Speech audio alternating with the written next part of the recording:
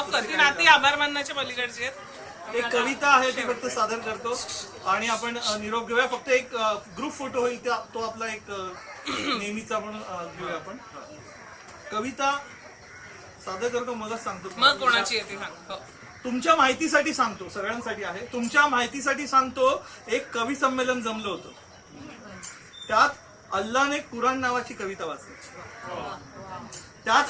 कुराण नावाची कविता वाचली. कृष्णाने गीता, येशूने बायबल, बुद्धाने त्रिपिटक, नानकने आदिग्रंथ. आणि वाचल्यावर सगळ्यांना वाटलं की सगळ्या कविता सारख्याच.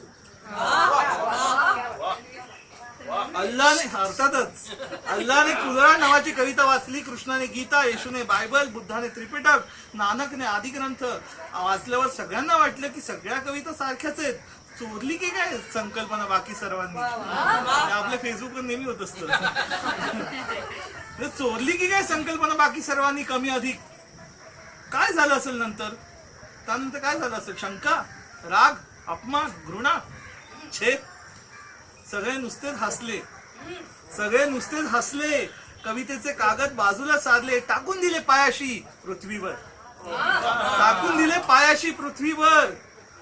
आणि सगळे मित्र गप्पा मारू लागले. पण आता रोज त्यांच्या गप्पात भंग होतोय. खाली पाहून पृथ्वीवर हसणारे आनंदी मित्र एकमेकांकडे पाहतात, संशयाने, रागाने, अपमानित नजरेने, घृणेने, कीव येऊन. आणि विचारतात स्वतःला, एकमेकांना, खाली पृथ्वीला उद्देशूनही, चूक केली का ही कविता लिहून? मला त्यांचा प्रश्न रोज ऐकू येतो. कवी म्हणतो, मला त्यांचा प्रश्न रोज ऐकू येतो. मी म्हणतो त्यांना की नाही, तुम्ही फक्त कवितेखाली आपलं नाव टाकायला नको होतं.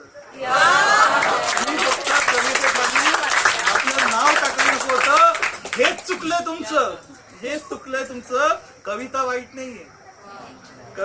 नाहीये असा त्याला रोज प्रश्न ऐकू येतो. आणि तो म्हणतो की तुम्हालाही एक दिवस ऐकू येईल असा प्रश्न, उत्तर तयार ठेवा.